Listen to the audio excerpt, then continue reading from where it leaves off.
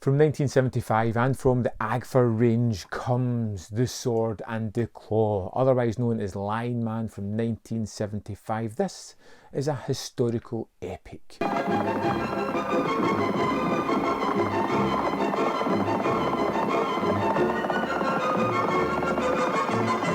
A sword and sandals type of movie. It is all about King Solomon, who at the start of this movie is usurped after uniting the nations type of thing. His wife, while running away, inexplicably gives birth within a matter of what seems like seconds. We've one scene, she's like, oh, contractions, cuts away, comes back, baby's fully born, looks about 6 months to a year old. But by the by, she dies and the baby is looked after and raised by lions in the woods. Now there is a folklore saying that the son of Solomon will one day come back and save the people from the tyrannical madmen that overthrown him, and they will have a tattoo or a birthmark on the shoulder. It's pretty much a tattoo. It looks unlike anything that could just naturally appear. And this character, who, when we meet, can't speak but can fight like an animal, using his claws to strike down the unfortunate bad guys that fall in front of him.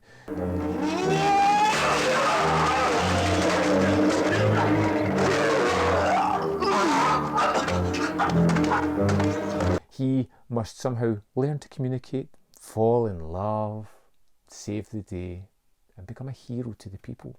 And that's the journey that we are on for this one. And you know what? Exploitation and B-movies are something that's not for everybody, but if it's your brand of crazy, then The Sword and the Claw is one of the best. Lots of extras, some really great sets, not the best production standards, but you know what? Everybody goes for it. They try their hardest. And that energy and enthusiasm really comes through when you're watching the film.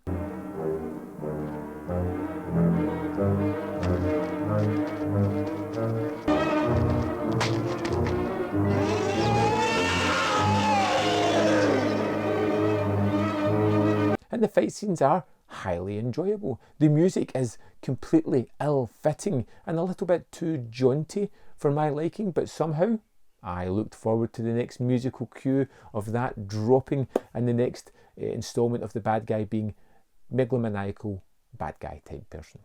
Take her to the dungeon. Lock her up until she dies. No! We get to see him being horrible with his subjects and raising his son to follow in his nasty footsteps. Of course, there are twists and turns along the way to make this one more enjoyable, to add a little bit of family melodrama into this one, to make people turn against this ghastly ruler who rules in a tyrannical fashion. We get to see our main character just tear asunder everybody that falls in front of him, and some wonderful action set pieces as well. There's ones where, you know what, it's just so incredibly fun. Like when he's swinging through the hall back and forth, he seems to have an infinite amount of daggers of which to throw, but luckily enough there is an infinite amount of victims to fall under his daggers as well, which is, you know, incredibly fun. I loved the settings, I loved the performances, I loved the crazy dub that is over this one. The action was terrific.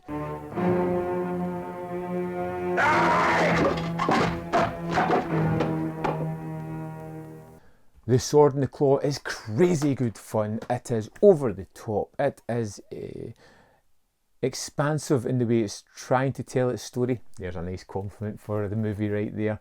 It has a wonderful lead performance, outstanding acrobatics and action, and plenty of it as well. A nice story with some twists and turns, and is altogether one of the, if not the best movie I've seen from Agfa thus far.